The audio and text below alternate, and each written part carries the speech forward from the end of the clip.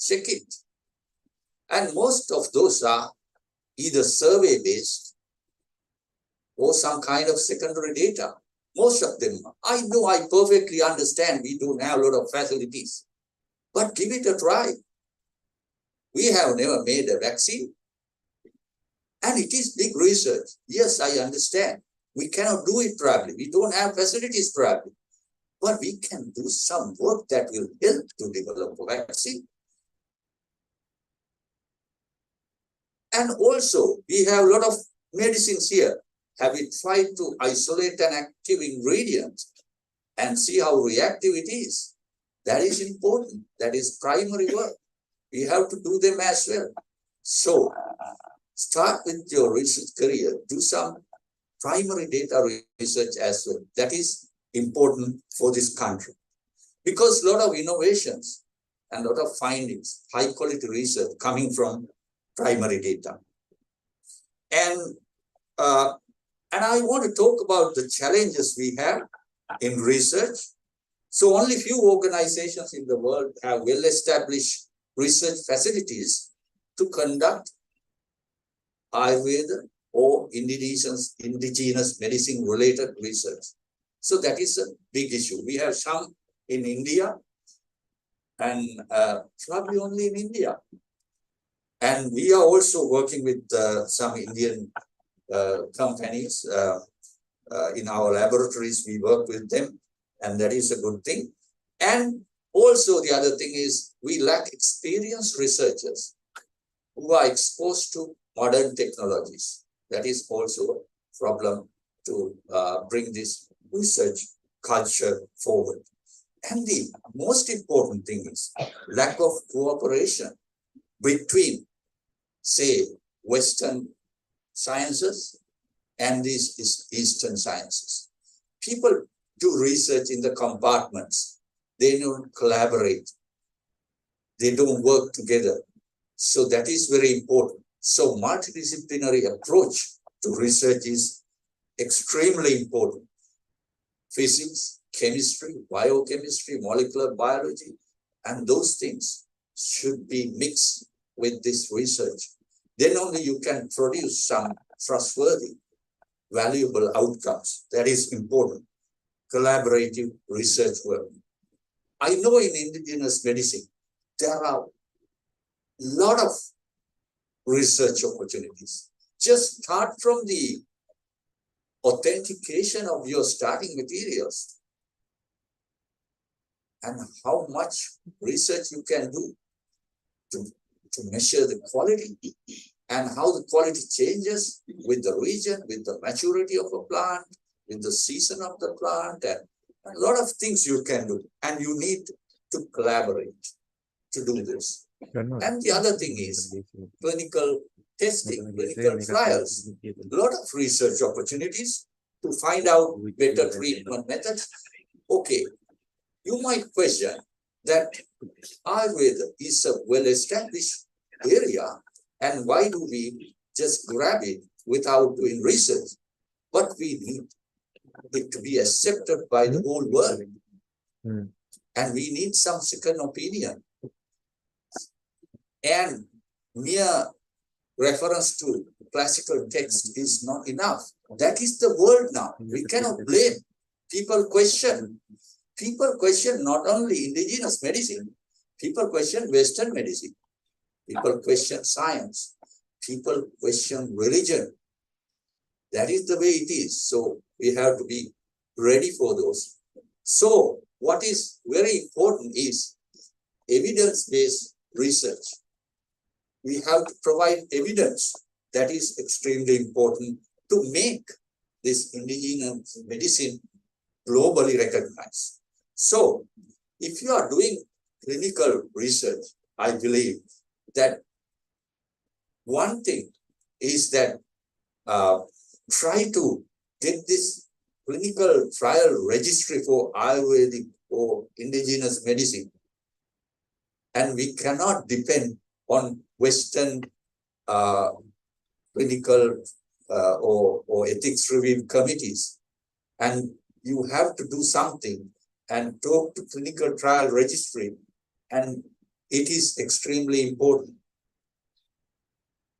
Because if you are doing advanced clinical trials, it has to be registered in a clinical trial registry. Otherwise, you cannot publish it. So you are being controlled by someone. So it is important to, address those issues as well. So, and the other thing is diagnosis. What kind of diagnosis techniques you are using? We have diagnostic techniques in the indigenous medicine. Okay, so how about X-rays? How about magnetic resonance imaging? Are those Western medical techniques? I'm asking a question. Scientists produce those things. The knowledge is for everybody. And I have seen those publications. And I never see it says that this should be used by one group of people. And there is the patent for them. And patent doesn't say that either. So make use of those techniques to conduct your research as well. I don't see anything wrong with them. You can use your clinical testing and get the help of those techniques as well to prove the existing findings. That is also very important.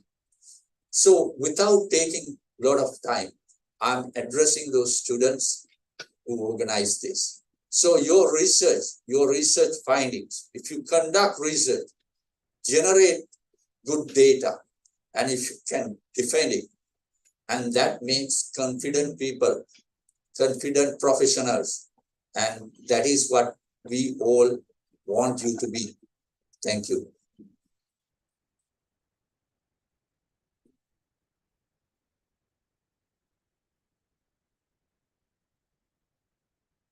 Thank you very much, sir, for accepting our invitation and being here with us today.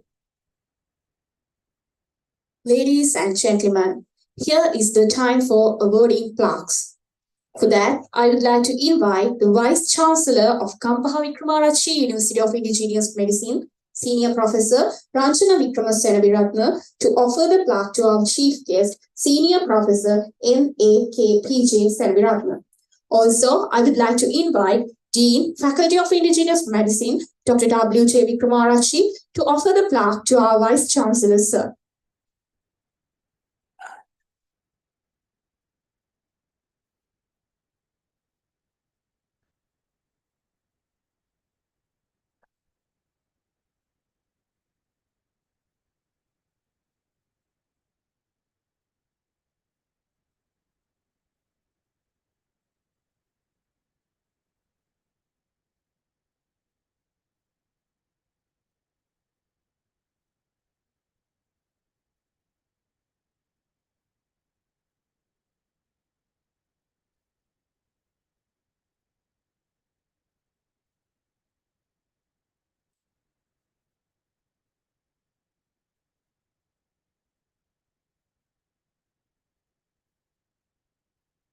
Thank you, dear madam and sir.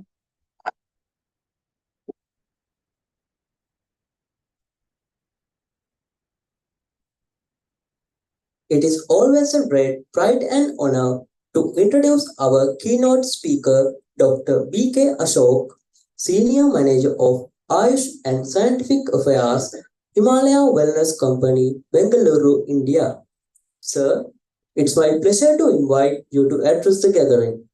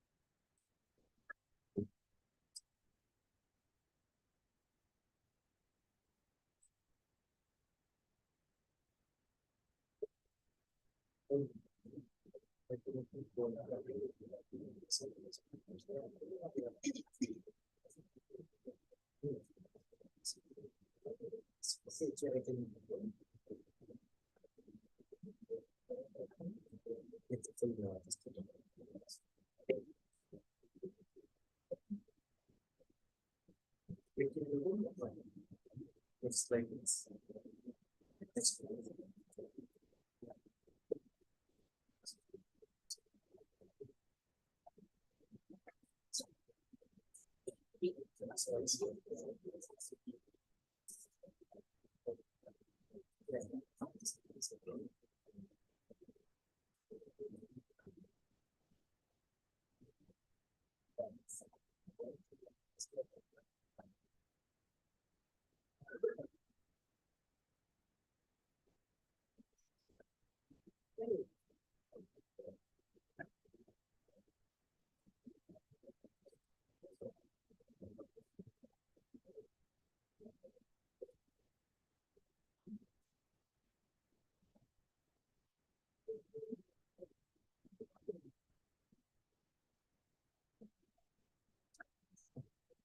Hi, good morning. Am I audible?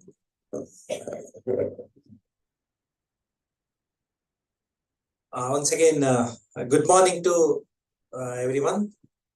Respected Vice Chancellor Sir, respected Chief Guest Sir, respected Dean Madam, respected Deans of all the faculties, my friend Dr.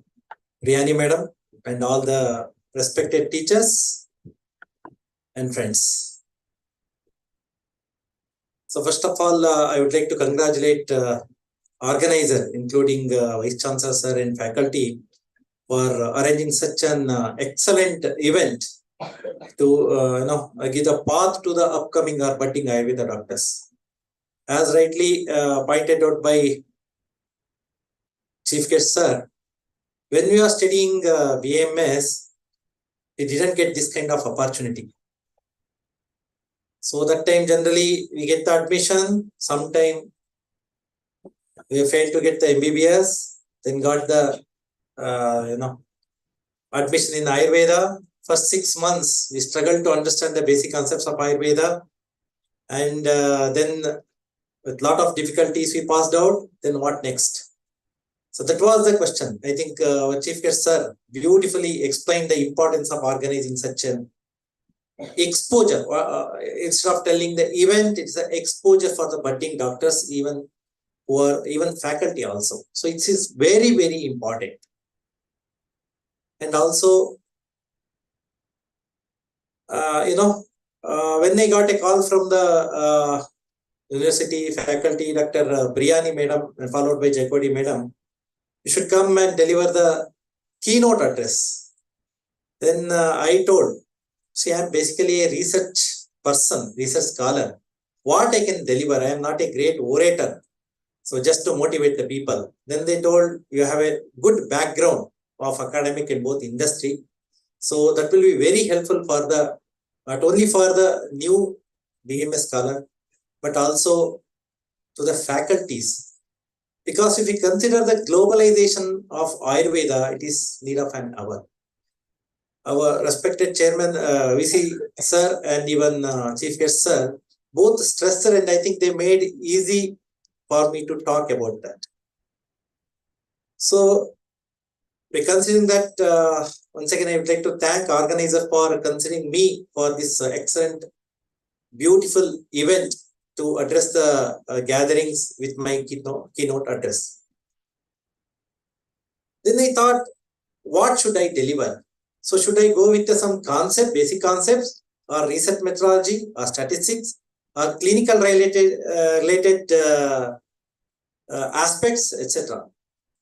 Then by considering the recent exposure, or where we attended the different conferences, global conferences, I'd like to take few examples. Last 15 days, I attended the 3 conferences. One is at Chennai, India. It was about the innovation. and 5 days International Ayurveda Expo held at Trivandrum. And last week, we were in Dubai for Global Ayurveda Conference. Friends, you may not believe the response what we are getting for Ayurveda is very difficult to describe. People are looking at us, so-called, highly educated people coming to the Ayurveda by considering its holistic approach. We have a lot of opportunities to work and cater the need of for the health at the global level. This is a great opportunity for us to work toward that. So we should consider ourselves as a fortunate to enroll to this particular course and work on that, because future is Ayurveda.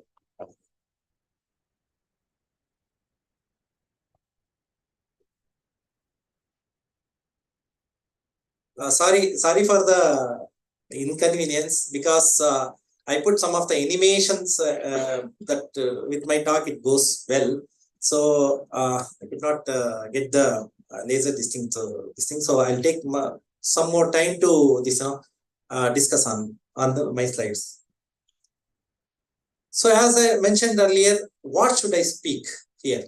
So considering my learnings, exposure from both academic as well as industry, I thought I should discuss on the need of globally compliant product from Ayush system of medicine. So to brief about my exposure to Ayurveda, I'm basically a Ayurveda graduate from Karnataka, India. After that, I was in puzzle whether I should go for any clinical post-graduation or Dravyaguna or Rashastra or basic principle, etc. Should I go for MD or any other courses? That time, one of my professor, so after understanding my interest, he guided me to join one of the course at Jamnagar, Gujarat University Jamnagar, that is a MSc in medicinal plants. So I enrolled and many have questioned me. So you are a good Ayurveda scholar, so why you have chosen MSc rather than MD?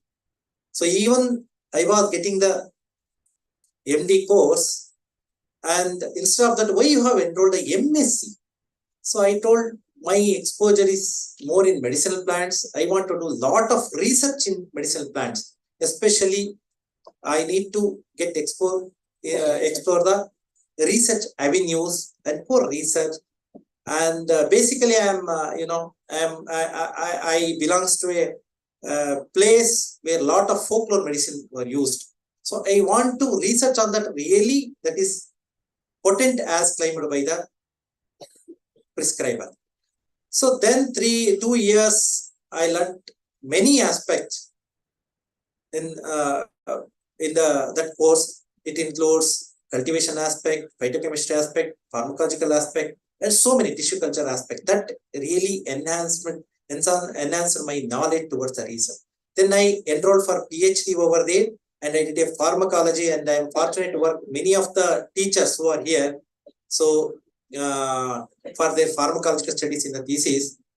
Then I worked for 2 years in Government of India. In 2012, I decided to change my job.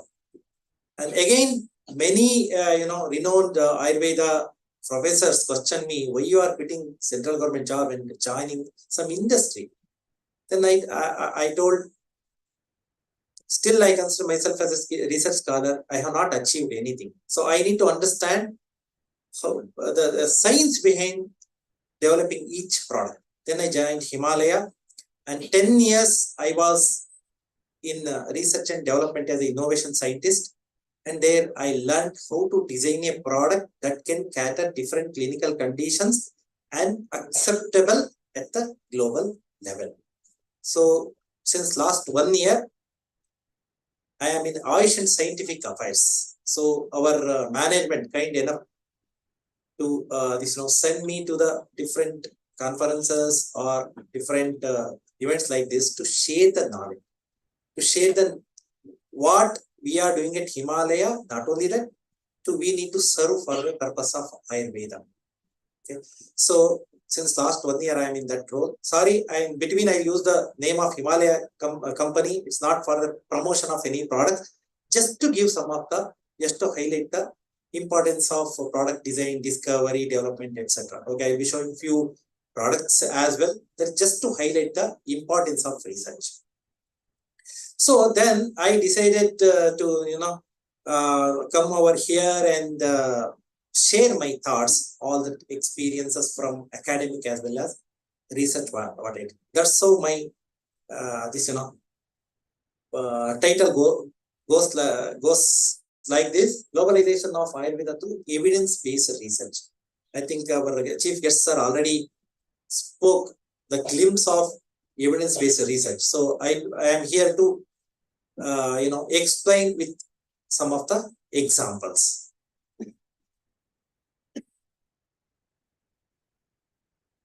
So as Ayurveda is getting recognition at global level, same time we are facing a lot of criticism. I think you might have felt during the COVID, correct? So one of the most celebrated plant, not this one, but guduchi. Okay, it has, I think, served the highest purpose during the COVID in bringing down the many symptoms and enhancing the immunity. However, unfortunately, because of over exploitation, people started using the guduchi other species. You may not believe, even you may not heard, guduchi Tinospora cordifolia, male plant is different, female plant is different. That depth we don't know. Generally, we won't explore. Okay. And there are so many other species like Tinospora crispa known to be hepatotoxic. Extensively, that plant has been used during the COVID, and that led to hepatotoxicity and got lot of criticism, and few paper has been published, and many doctors from contemporary science started blaming not only that particular plant but also entire Ayush system. According to them, Ayurveda is not an evidence-based medicine. Not only Ayurveda, Ayush, because Ayush has been used extensively, and even entire world got to know that the potency of Ayurveda during the COVID, and majority of the people or patients survived because of Ayush system of medicine. But the same time, what might be the reason we got a lot of criticism? Because of side effects, unreported side effect or reported side effects. So like that, so many other example I can give. Some very commonly used medicinal plants in Ayurveda. Another example is, what is this? Is vacha, Acorus calamus, correct? So we use it for the infants in the name of Swarna Prachana, Swarna Vacha Prachana. But for us, we know the history of it, history of usage and mechanism of action and the safety aspect, etc. And we never go beyond the safety or therapeutic window. However, this plant has a lot of issues in the US, not only in the US at the global level, because of its content. There is a beta-azole content. We did in Jamnagar, it's a lot of studies, because you may not be knowing the Shodhana has been mentioned for this particular plant also. Vacha Shodhana, I think many of you might have not been knowing. So, and we did the extensive study in Jamnagar. When we did the study and administered to the animals at the different dose levels, so we found that the Shodhana or processing Vacha is comparatively safer, up to 2000 mg per kg. However, at the very less dose, the Vacha is toxic if you don't process it properly because of its beta-azole component. So if any medicine you prepare out of this, very difficult to register in the US. And I can give many examples like tulasi. Tulasi, every right and left use. But because of the one component, that is methyl chavicol. That's why in Ayurveda, what they have mentioned, that the processing is very, very important. So methyl chavicol, there is a limit. If it crosses that, you may ask, in Ayurveda will not process. Ayurveda won't explain any extraction and other things. It's not like that. Even the crude herb, in the more quantity or in concentrate format, if you give, if it contains methyl chavicol component, it is again a carcinogenic and many countries will not accept it. Why I am giving these examples? Now scenario has been changed. Not only the patients, even children, when you start prescribing anything, immediately they will start googling whether it is safe, efficacious, whether it works, if it works, how it works, the duration, don't everything in the tip of their finger. So that's why we need to be very careful and we should have all the information before prescribing any of the medicine. And third example I would like to highlight is the turmeric. You may wonder.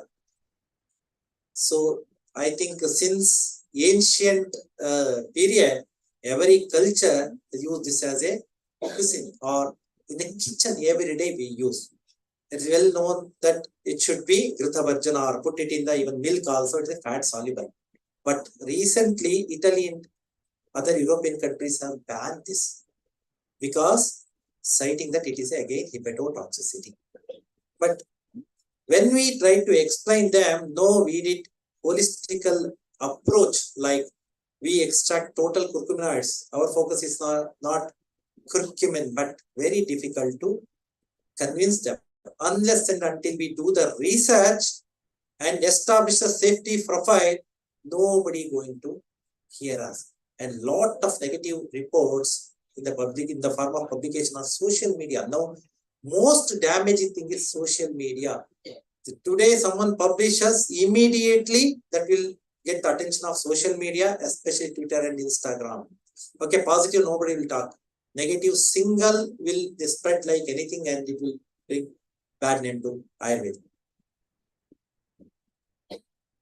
Then this is again Vala, Sida cardifolia. Unfortunately, US has banned all the products which contains pacha.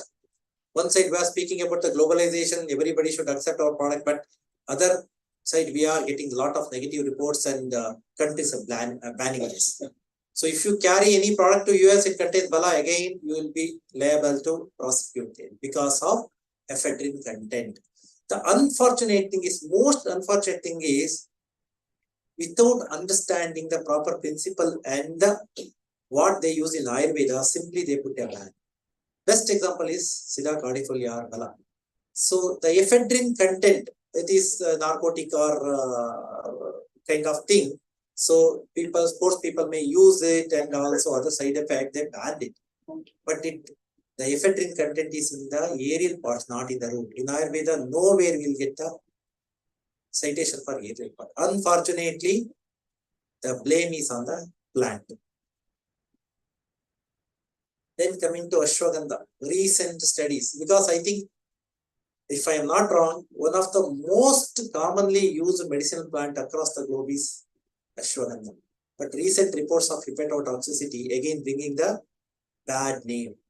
So whatever may be might be the intention, but at the end of the day, Ayurveda physician, Ayurveda faculty, or Ayurveda will suffer. That's why lots of responsibility is on us to provide the evidence-based medicine. So you may ask, so many classical, so-called classical or Ayurveda medicines mentioned in different samhitas, we are using since so many years. So it's not required for the Ayurveda faculty to prove anything, but to globalize Ayurveda, to educate the general public, it is very, very important to do the research and establish the evidence.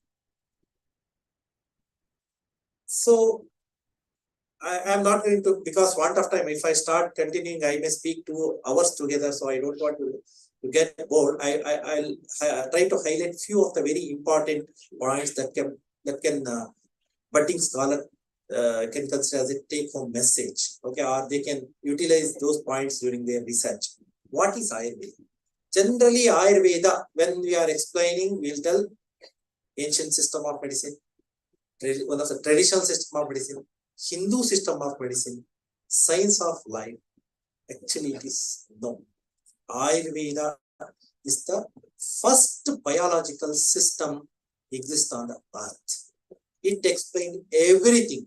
If you browse any paper published in the name of Ayurveda, 99% it's an ancient system of medicine, science of life. It is one of the traditional system of medicine.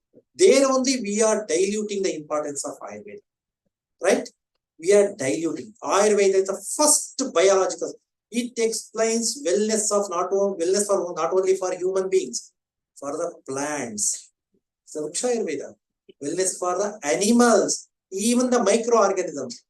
Unfortunately, we are the short-sighted people. We are not understanding that those things in the depth. In the shlokas, so beautifully they have mentioned each and every aspect. I think you are the best people to explore that. So it is a life science, it is a biological science, biomedical science, or it is a science of life. Unfortunately, the font, I think what I have used, so it's not the computer with this computer, just pardon me for that. Then recently WHO also giving the importance for the Vasudhaiva Kutumbakam. I think everybody knows this. This from this one of the Upanishads that teaches us Earth as a one. Correct? This is Vasudhaiva Kutumbakam. Even in G20, recently concluded G20, decided by India, also highlight the importance of this. So now WHO also realizing importance of this and bringing it to the limelight. That means we should treat universe as a one. That means as we are living together in terms of plants, or environment, animal and human beings, health of all three is very, very important. We are coexisting, right? We are coexisting. Health of animal is directly related to health of human being. Same is the environment as well. It is beautifully explained in even Ayurveda in form of this sloka. I think majority of the Ayurveda scholars or faculties can understand this, the rationale behind this. So when the Ayurveda was started, when other measures like brahmacharya, upvasa and other things unable to cater the need of people or patients, unable to maintain a health, acharyas at the base of Himalaya assembled, started discussing on the how to cater the or protect the health. Correct? But that time they are not specified only the health of human beings, but also all the living creatures, including the environment. That's how Vasudhaiva Kutumbakam holds very good. So, what is the motto of this? Sastasya swastha rakshanam and aturasya vikara prashadanam. So, here also simply we will tell that is the wellness and the treatment. It is not like that. So, if I further elaborate it, it is a bioscience, it is a preservation of wellness as well as medical bioscience for the correction or corrective and curative aspect. Corrective measure is also very, very important. Then coming to this Ayurveda natural products, this is the classification at the global level. So I don't want to go in the detail of this. So it goes in to preserve the wellness under the supplements, whereas medicines for the corrective and curative aspect. This is a classification. So Ayurveda, again, I am not going to explain in this thing. This is mainly for the people. So unfortunately, the one recently, that is the only 150 years, not even 150 years, it had the edge at the globally. And the system of medicine is termed as an alternative medicine. It's a very, very unfortunate. But when Ayurveda explains each and every aspect, why to term it as a alternative medicine? It should be the one of the main system of medicine. Correct? So all other Ayurveda is mother for all other medical sciences. Correct? So when it has history of more than 5,000 years, why we call it as a alternative medicine? That is our responsibility to defend it and correct it. Then second one is the most neglected part. Ayurveda, as I explained, Ayurveda explains health, or Ayurveda is for not only for human beings, it is for also animals or even environment or plants. One of the most neglected is the Pashu Ayurveda. So well before the advent of modern veterinary sciences, Ayurveda explained each and every aspect. You may not believe anatomy if you explore, because for being a Ayurveda scholars, it is very good opportunity for us to explore Pashu Ayurveda aspect. You may be knowing or not, post-pandemic in India, here also that might have happened, all the livestock or cattle started suffering from LST, lumpy skin disease, right? No medicine. People started using Ayurveda and other medicines in folklore, and led to lot of complications. Just imagine unhealthy livestock, the milk we are getting and drinking, what's going to happen to us? But many of the formula mentioned in few of the Pashu Ayurveda text, maybe Gaya Ayurveda or Hastya Ayurveda, etc., they have mentioned excellent formulations for each and every aspect or mechanism of LST to enhance the immunity, for the local application for the LEPAS. Those is an excellent area which we need to explore further. It is a great opportunity for us to explore at global level as well. So that time there are three important Ayurvedas has been mentioned. The reason I think being Ayurveda scholars, you might be knowing, like Ayurveda, Hastya Ayurveda, Gava Ayurveda, because they are very close to her for even each warfare or for the milk and other things and other purposes. These three animals are extensively used. That's why for us, during that time itself, the health of these three is very, very important. What are the texts available for the Pashu Ayurveda? Focus on all three, especially Haya Ayurveda, that is Ayurveda for horses. Anatomy aspect, each and every organ with the measurement mentioned.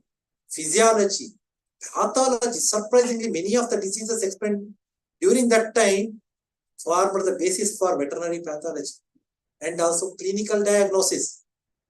You may astonished to know, fever affects, Charaka explains, fever affects not only the human beings, it affects the insects. So in the sericulture, if you see, whenever they started giving the silk, that time they will get the fever. That might be the one of the example. So unfortunately, we have not explored many of such citations of Ayurveda to educate the scientific fraternity. So then coming to, I think this is many people might be knowing, animals, that Pashu Ayurveda led to the discovery of the many of the medicinal plants. In Ayurveda also, many citations available. One is Sarpagandha, then mongoose chews the root of Ashwagandha when it fight with the cobra, right? To get out of that poison. So if I take some time to explore this, Himalaya Wellness Company genesis happened. The reason or the rationale behind this Pashu Ayurveda, you may not believe. So just I will highlight just one observation in the wild led to the company, global herbal company. Now it is in more than 100 plus countries with 350 products.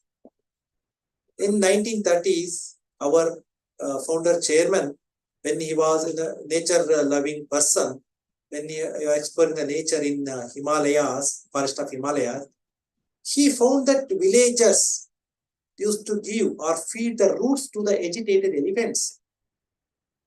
those agitated elephants, because of lot of this heavy logs put on their back, so they obviously get agitated and non-cooperative. You know how difficult to calm down the agitated elephants. So those villagers feed some of the roots to them so that in no time they get calm and cooperate with their work. So our founder chairman was so astonished to see this kind of surprise. Then he requested that root of the plant and did lot of research on that and found to be it is nothing but the Sarpaganda Ralphia serpentine in 1934. He launched the product, world's first anti-hypertensive herb, it is Serpin. This is the beauty of Pashu Ayurveda. Anybody can, a small clue can give you a lot of opportunity to the research and developing product. So I don't want to take much time. So when livestock get the dysentery or this thing, generally they eat the kutaja, correct? Pollen antidysenterica. Same with these Persian goats, they used to eat the coffee to get stimulated. So this is the beauty of Pashu Ayurveda. Lot of opportunity to explore that. I think we have very less explored under the Pashu Ayurveda. And also Vriksha Ayurveda. I don't want to go to the details. Each and every aspect has been explained under the Vriksha Ayurveda. That also we cannot export till now, right? So the next generation of Ayurveda can work lot of these things to balance the flora of on the earth, to enhance the productivity of the plants and protect the plants from external things. Lot of formulations explained by the Surapala Vriksha Ayurveda that can be explored. Then coming to this, standardization aspect, it is very much explained in Ayurveda, correct? So the Chikitsa Chatuspada, Acharya Charaka, or all the Acharyas, why they might have explained this? They have given so importance to this Chatuspada, especially for the Dravya or drug. Bahukalpam, Bahugunam, Sampannam, Yogyamoshanam. The hidden meaning of this is need to be explored. So if I want me to explore, Bahukalpam is entire formulation development. It might be the dosage forms, but all the aspects of formulation development, it might be the pre-formulation studies, or it might be the stability studies, it might be the finished product specification. All the parameters of formulation development should be covered under the Bahu Kalpam and Bahu Gudam. With the properties, the quality of the product, the global level, which is acceptable qualities, goes under the Bahugunam. Sampannam, that's authenticity and purity.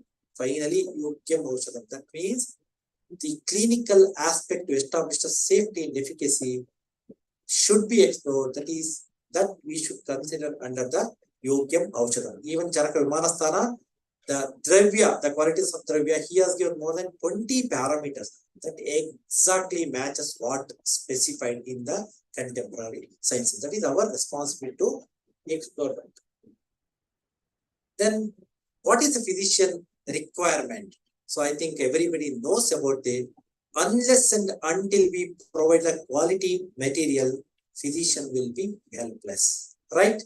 Nowadays, if you consider the availability of raw herbs in the products, you might be got this during the COVID, when some of the Ayush Vata or Ayush 64 or so many formulas proven to be good in the taking care of COVID.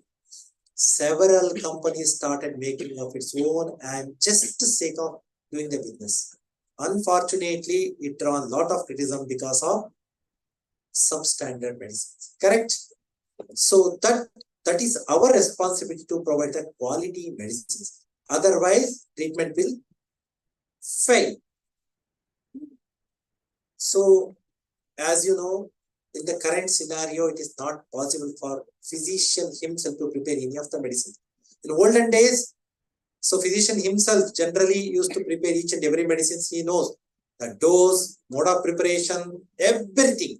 So that time it was not problem for him to compromise with any quality of the medicine. But nowadays it's not like that. If Saraka Ashoka available in the market, what is the exact botanical source we never know. Correct? Especially, the research, what is happening in the current scenario, it is not, according to me, it is not satisfactory. Generally, whatever available in the market, the supplier provides, we use it.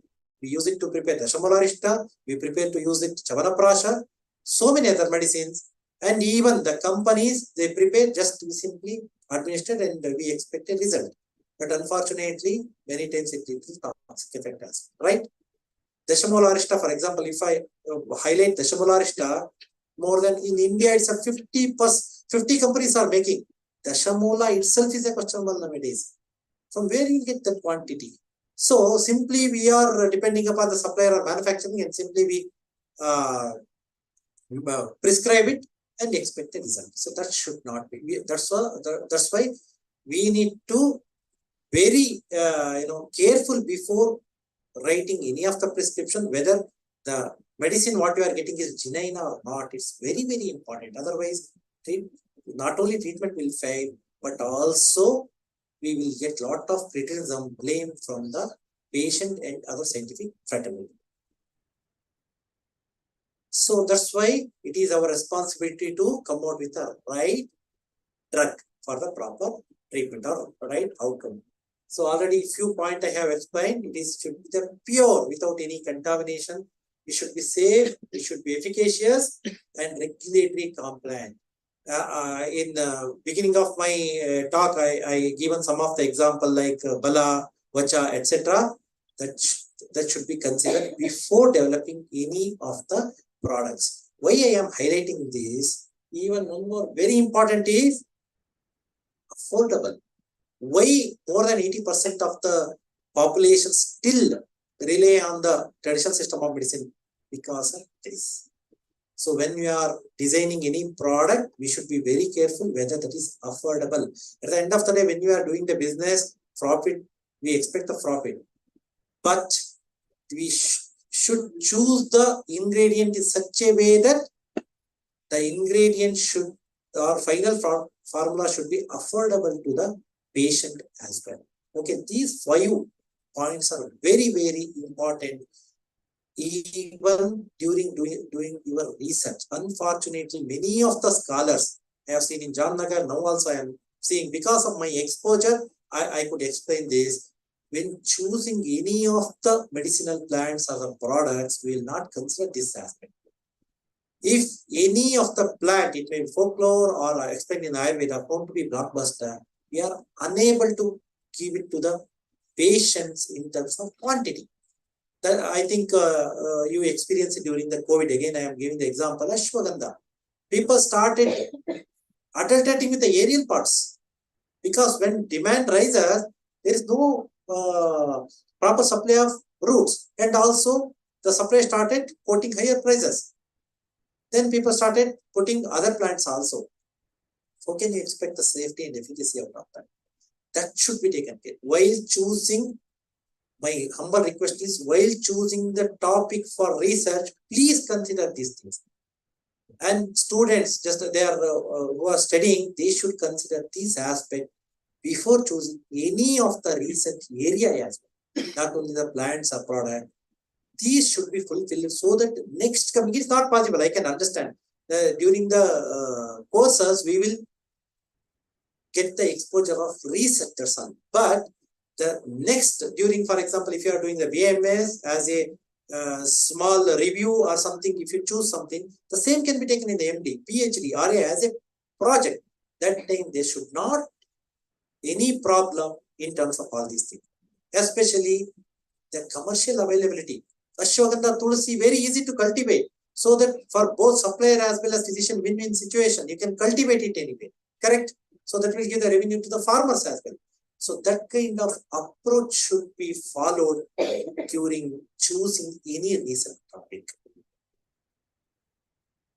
And also this is a product categorization as per Drug and Cosmetic Acts of India. I think in Sri Lanka also it is same we are using. That is, one is, we call it as a classical medicine. There is no classical medicine. Ayurveda is continuously, evolving. So what told in Charaka is different from Sushruta, is different from Ashtangrodaya, then Sharangadara, Vaishyajaratnam, etc. Evolving. So there is no classic, we should not call it as a classical medicine. It should be Ayurveda medicine only. What mentioned in the scheduled book of Ayurveda is Ayurveda medicine. Generally we call it as a classical, non-classical. It is not like that. If you are come out with a very good blend of medicinal plants or ingredients, proven safety, efficacy, and if you register, it is also, because I am also Ayurveda physician, you are also Ayurveda physician. It is Ayurveda medicine. So just for the sake of research and other things, they explain it in the Ayurveda medicine and the proprietary medicine. Many generally questions how the proprietary medicine is important in Ayurveda. It's non-Ayurveda. It's not like that. So if you look into the products, what Acharyas told is indication based, never based on specific dosha, correct? Diagnosis is based on the dosha, dhatu, etc. But indication, that's why Chavana Prasha is what explained in Charaka is different from the Sharangadara. That is the proprietariness. That is very important to understand, do the research on that. 6 Chavan Prasha formulations, 2 Dashamula, this thing. Madhu Gruta, 6 different types. Indication is different. That is a proprietary. That's why we should respect the proprietary medicine if it is proven to be safe and efficacious. So, this I don't want to explain again. So, discovery conventional, we should follow this kind of research. I just kept few of the Himalaya products just to give the example what kind of research should go. Leave 52. What 52 can you imagine? The 52nd formula. Sorry, I am overshooting the time. Another 2 minutes. 10:20 I have mentioned. I think another 2-3 minutes I will. Fortunately, I got 10 minutes before. So I'll utilize another maximum 5 minutes. So I thought it is very important to give this message. 52. Many understand by the name that 52 is, they launched it in 1952. It contains 52 ingredients, so many other. You may not believe the 52nd formula or the coded composition got the best result which we were expecting. Launched in 1955. Just imagine. 1955. That time, I think no contemporary or modern or allopathy systems are following that much stringent clinical trial. That was done by Himalaya Wellness Company. 52nd formula. When we are developing the formula, you can see the flow, lead identification, etc. So we make the formula by choosing ingredients. Lead 1, 2, 3, 4, 5, 6, 7, 8. 52nd formula got the result what we have expected in terms of all the 5. That is thumb rule I have shown. Correct? All the 5 it was fulfilling, especially shown the best result. Till now, nobody could. It is a open. We are don't think that something hidden. No, it is when you are giving for the regulatory authorities, it is mandatory to give each and every details, including the composition, percentage of actives, and how we are preparing everything. The process matters. Samskaro Gunanuvartana. That beautifully mentioned in Ayurveda. If we adopt that, we can develop product like we do. So many countries we have registered. Every second 1 unit sold across the globe. Just imagine the one product because of research and the Ayurveda principles of Samskara. So like that we took Li52 HP. It is hepatitis B specific formula. 14 years we did the research. 14 years. And last product 12 years to enhance the immunity. During the COVID, already I have told so many companies started making the product, selling the product. Himalaya not launched a single product during the COVID, post-COVID. Because for us, research or any company, research to provide all the basic aspects is very, very important. After 12 years of research, we launched the Sante for the enhancing immunity, especially in the cancer patients as well. So by considering this is an evidence-based research approach. I'm not going to explain this if time get time in any other time. I can demonstrate each and every this thing. This should be the evidence-based medicine flow. How we should follow for developing each and every Ayurveda product. Okay, so if I recognize correctly, who is this? Just one example I would like to give. What is the situation of raw materials in the trade and what is the materials we are getting, how we are using? Who is this? If I recognize correctly, am I boring to you? Then answer it. It's a very simplest question till now I have asked. Correct? Correct? Then who is this? Just imagine, morphologically, we are unable to identify properly in the public figure. Imagine the raw. For the many of the raw materials, what we do, we go through we identify where everybody Ayurveda researcher or the physician strong enough to or intelligent enough to identify this. But the trade, how it has become very difficult to identify. When we enter the raw trade, morphologically it looks different, but when we dissect it, it's a different. So when we fail to identify or authenticate any of the formula like macroscopy, microscopy, correct, physicochemical aspect, then chemical standardization, what happens? We fail in the treatment, right? So one such example I want to give. What is this? Kapikachu, right? Echinoprurians. Then what is this? What is this? What is this? What is this? There are, you may believe it or not, more than 12 samples you get. If you go to the market, one vendor will give black color, white color. Few of them are not at all related to the original species at least. Guduchi Tinospora cardifolia will get Tinospora crispa at least. See the problem with this.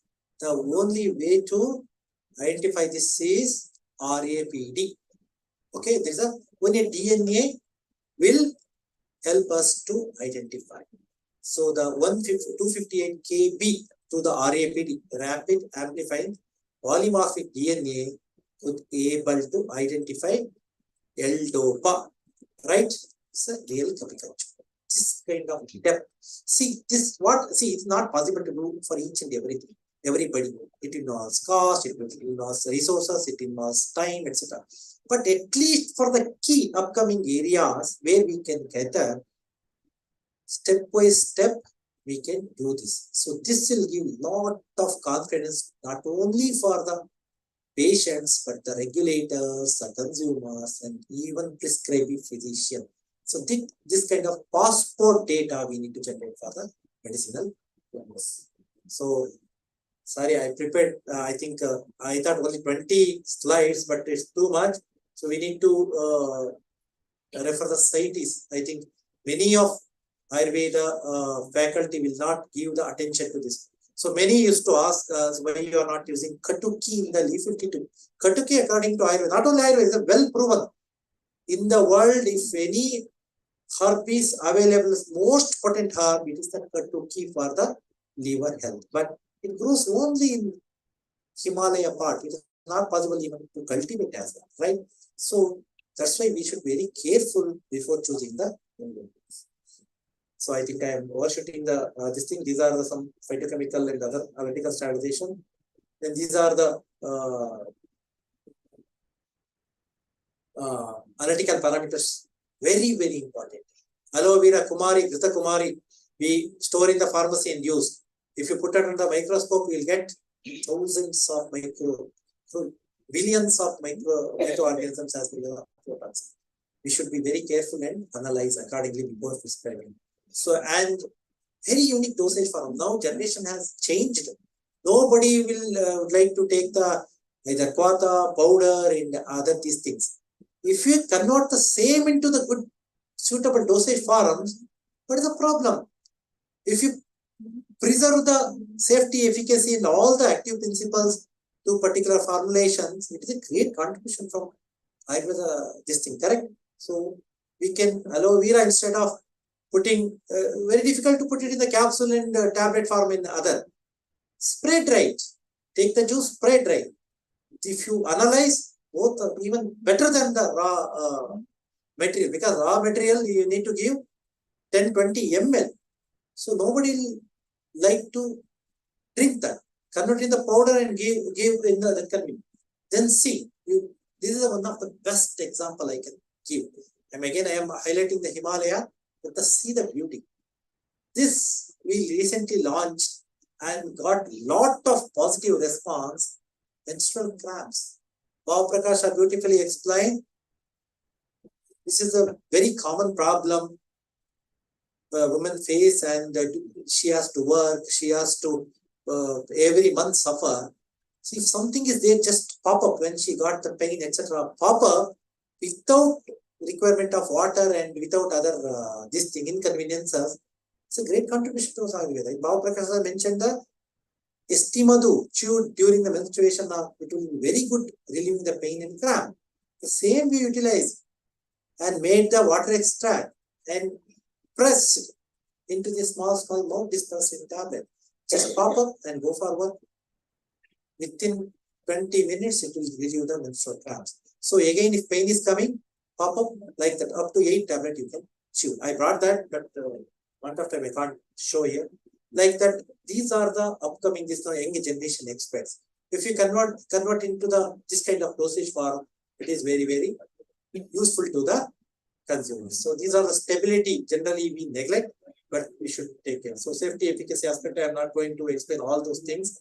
So at the end of the day, we need to respect the environment. Sustainability is very, very important. So as a physician, you know, over exploitation of medicinal plants leading to the getting the substandard quality of it. So we need to save the earth, and same time we need to give it to the back to the farmers and other communities.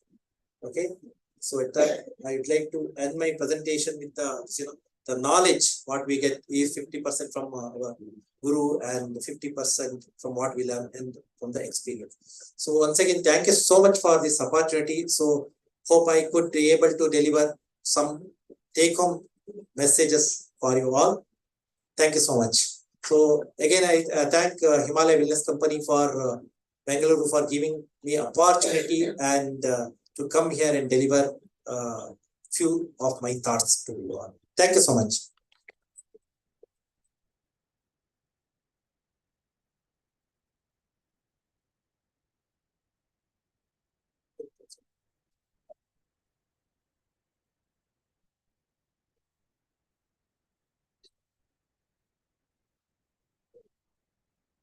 Thank you, Dr. B.K. Ashok, sir, for your words of wisdom. Here, it's time for awarding plaques again. For that, I would like to invite our keynote speaker, Dr. B.K. Ashok, President of University Research Council, Professor K.P.P. Pires, Dean, Faculty of Indigenous Medicine, Dr. W.J. Vikramarachi, and Faculty Research Committee Coordinator, Dr. Pushpa Jaikodi, to accept our token of gratitude. I cordially invite Professor Ranjana Vikram Sanuratna sir to offer the plaques.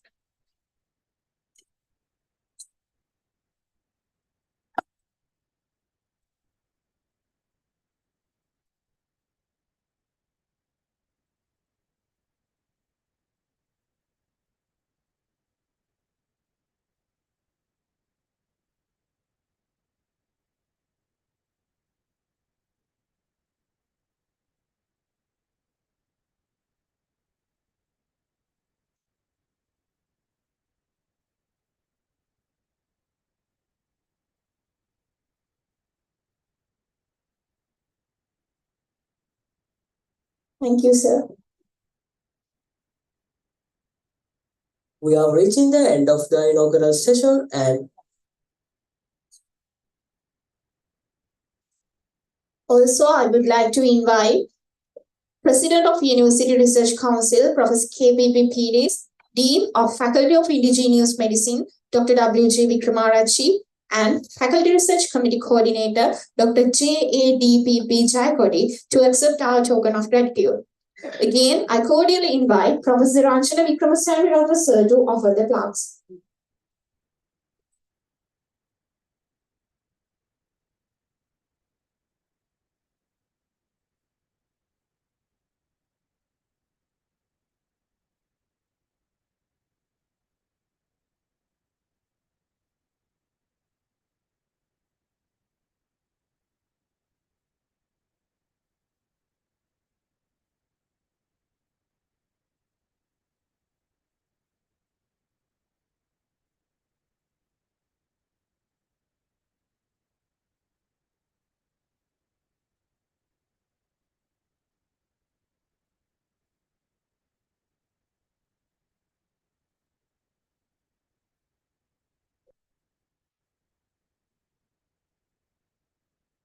Thank you, sir. We are reaching the end of the inaugural session, and now I would like to invite Ms. LKM Alavara, the Secretary of the Undergraduate Research Colloquium, to deliver the vote of thanks.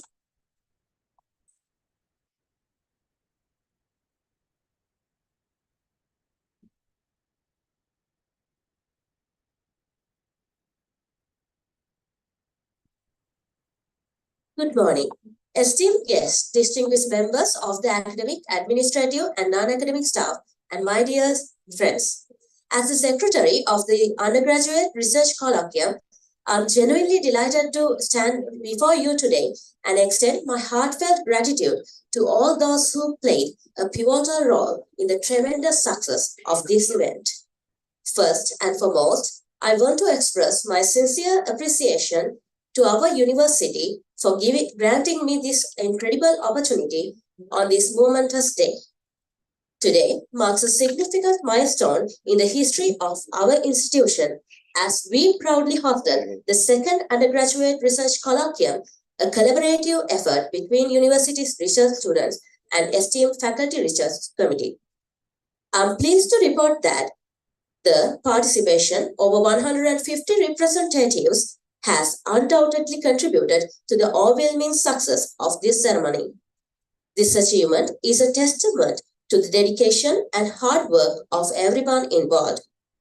At this juncture, I would like to extend my deepest sense of gratitude to Pandit G.P. Vikramarachi, the visionary founder of our university. His foresight and commitment have laid the foundation for the academic excellence we strive for today.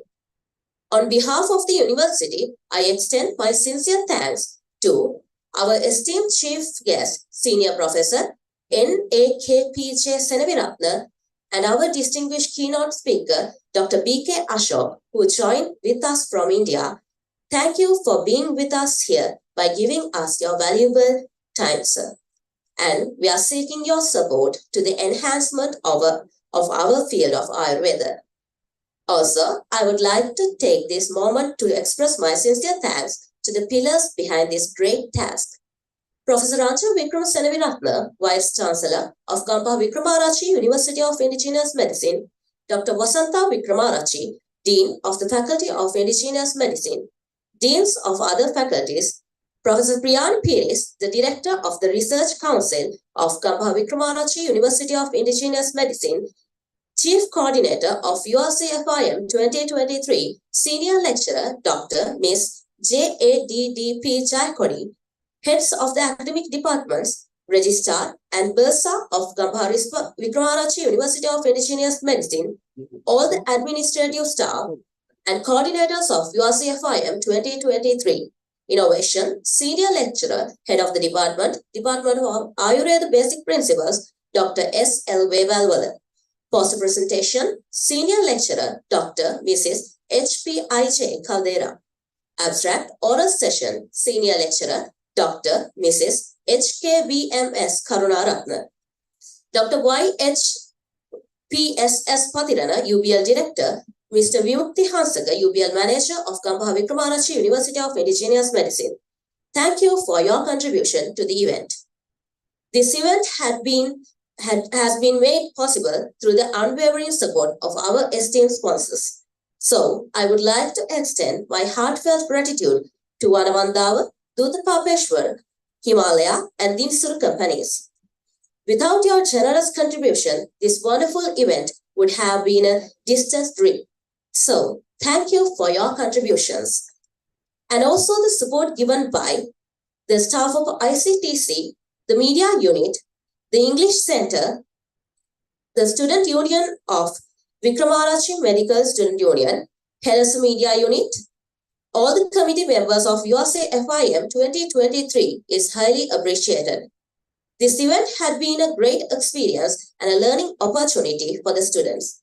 The guidance, idea, and support we received will surely help us to be better professionals in future. With the hope of meeting you again on another great occasion like this in the future, I wish you all the best and thank you once again.